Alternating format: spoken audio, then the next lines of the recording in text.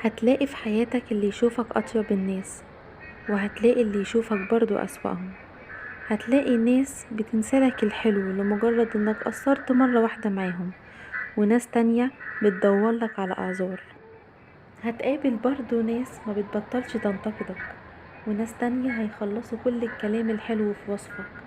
هتقابل ناس بتكرهك كده من غير أي أسباب، وناس تانية بتخترع أسباب علشان تحبك. وفي النهاية انت نفس الشخص. يا صباح الفل والورد والياسمين على عيونكم. لو أول مرة تشوفيني، أنا آية، ودي قناتي. أحب أرحب بكل اللي دخلوا عندي في القناة وعملوا لي اشتراك وكتبوا لي كلمة حلوة. بجد عايزة أقول لكم إني بحبكم قوي من قلبي. كلامكم في الكومنتات كله فرح. وعاوزة كمان أقول لكم إن وجودكم عندي في القناة شرف ليا. ولو انتي أول مرة تشوفيني، ما تنسيش بقى تعملي لي اشتراك وتكتبي لي كلمة حلوة وتعرفيني ان انتي جديدة عشان ارحب بيكي ان شاء الله. انا بقى عملت الفطار القمر دوت، وقعدت كده فطرت في نور ربنا وقعدت في الشمس اخد شوية طاقة ايجابية. بصوا يا بنات، النهاردة فيديو محبب جدا لقلبي. النهاردة فيديو انا عاملة فيه حاجة انا بحبها. اللي ما يعرفنيش، انا خريجة كلية رياض اطفال. الكلية بتاعتي اغلب شغلها الهاند ميد والشغل اليدوي، ديكورات كلام من دوت. فالنهاردة انا عاملة معاكم فيديو كده هاند ميد بسيط، يا رب ان شاء الله يعجبكم وينول اعجابكم، ويا رب اكون ضيفة خفيفة على قلبكم. وقبل بقى ما ندخل في الفيديو، يلا بينا نصلي على النبي. اللهم صلي وسلم وبارك عليك يا حبيبي يا رسول الله. وما ننساش ندعي لاخواتنا وندعي لكل المستضعفين على الارض. اللهم انصرهم، اللهم فك كربهم، اللهم ارحم موتاهم واشف مرضاهم يا رب العالمين. هنعمل ايه يا ايه النهارده؟ هنعمل يا بنات اعادة تدوير لبطرمانات الصلصة. بطرمانات الصلصة اللي بنستخدمها وبعد ما بنستخدمها بنرميها في الزبالة، او اعزكم الله، او بنستخدمها. بصراحة انا كنت ساعات بشرب فيها شاي عادي جدا يعني. بصوا يا بنات، شايفين المنظر؟ والله يا بنات دي بطرمانات صلصة الطماطم اللي بنشتريها من بره. انا عاملاها باقل الامكانيات. انا كان نفسي ان انا اشتري طقم توابل. لقيت اسعار طقمة التوابل بجد غالية قوي، غالية اوفر. فجت في دماغي الفكرة، وفي نفس الوقت شفت افكار قريبة منها، فقررت ان انا انفذها معاكم واشارككم فيها. يعني قلت ان شاء الله يمكن تعجبكم، واللي حابة انها تنفذ الفكرة تنفذها. دي توتة تالا بنتي بتقول لكم حطوا اللايك. ودلوقتي هتقول لي يا ماما انا ينفع اعمل لهم قلب؟ ولا يا روح ماما اعمل لهم. فهتقوم دلوقتي بقى بصوا القلب بتاعها قمر قمر. ربنا يا رب يخليها ويرزق كل مشتاق يا رب بالذرية الصالحة. ويلا بينا بقى نشوف عملنا ايه. طبعا البطرمان بيبقى عليه لزقة، اللزقة دي بتبقى ماسكة جدا. في سبحان الله يعني ممكن يبقى نفس نوع البطرمان، واحد اللزقة بتاعته ماسكة ومش راضية تطلع، والتاني لأ. فانا عملت ايه؟ قبل ما اشتغل في البطرمانات بيوم، جبت طبق وجبت معلقة من مسحوق اللهلوبة دوت، وجبت حبة صابون مواعين ومية سخنة. لو ما عندكيش مسحوق اللهلوبة، صابون مواعين ومية سخنة هيقضي بالغرض ومفيش اي مشكلة. وهبتدي ان انا بقى احط البطرمانات يا بنات في الطبق اللي فيه اللهلوبة والصابون والمية السخنة، واسيبهم بقى كام ساعة. يعني بيتيهم ليلة، بيتيهم ما بيتيهمش عادي، هما ممكن ساعتين اتنين. هتلاقي الورق بقى داب وباش خالص، ولا يعني مش هتتعبي نفسك خالص في اي حاجة. يعني هنحط البطرمانات، وبعد كده هنيجي نطلعها بضفرك كده، هتلاقي الورق اتفرك، او بمعلقة او بسكينة او بأي حاجة. تمام، دي اول خطوة معانا. طبعا بعد كده هننشف البطرمانات كويس جدا. اهم حاجة لازم تبقى ناشفة. هنا بقى فتحت كيس عشان خاطر ما بهدلش الرخامة. انا شغالة في المطبخ علشان هستخدم في الفيديو دوت سبراي رش، وانا ما كنتش عايزة ريحته تخرج بره علشان البنات، علشان ما يكتمش نفسهم يعني يا بنات وكده. عاوزة اقول لكم الصينية الحمرا دي اصلا مش صينية، دي كانت لعبة بتاعت توتة، كانت جاية كده فيها البوكس الاحمر دوت. وانا جت في دماغي الفكرة ان انا اخده واعمله صينية لطقم التوابل.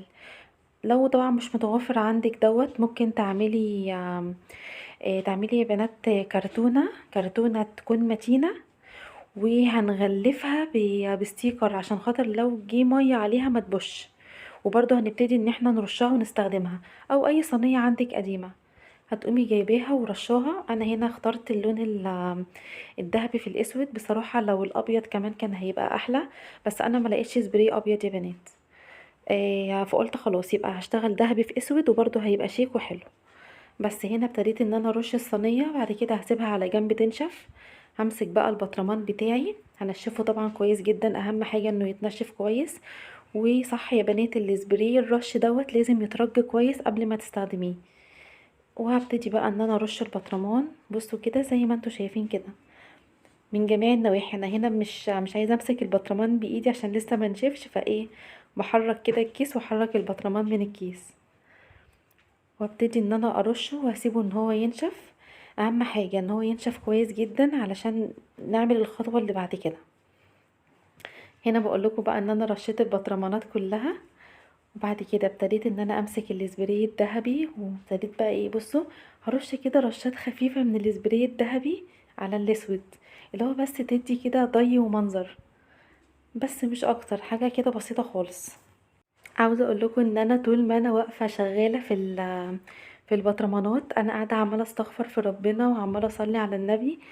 اللي هو بصوا طول ما انتوا واقفين كده بتشتغلوا في شغل البيت او بتعملوا حاجه، اعملوا ورد استغفار وصلاة على النبي. عايزه اقول لكم بيريح النفسيه جدا، وسبحان الله بييسر الامور كلها. بعد كده يا بنات جبت الفويل العادي اللي بنستخدمه، قطعته منه شريطه، وبعد كده ابتديت ان انا ابرمها والفها كده زي ما انتوا شايفين. بصوا ببرمها رفيع قوي قوي قوي قوي. بعد كده هقوم دلوقتي معاكم هقعد ابرم فيها كتير. بعد كده يا بنات هبتدي ان انا الفها بقى ايه، الفها كده زي شكل وردة. بصوا بعملها ازاي، بس اهم حاجة ان انتي تضيقي قوي على قد ما تقدري، يعني وصبعك التاني يبقى ماسكها كلها علشان ما تفكش منك. بصوا كده، بصوا انا هنا بوريها لكم في الكاميرا، بقول لكم ايه، ان انا عماله اضيق فيها وفي نفس الوقت ايدي ملكيها عشان خاطر تتلف حلو. دي هحطها على الغطا بتاع البطرمان.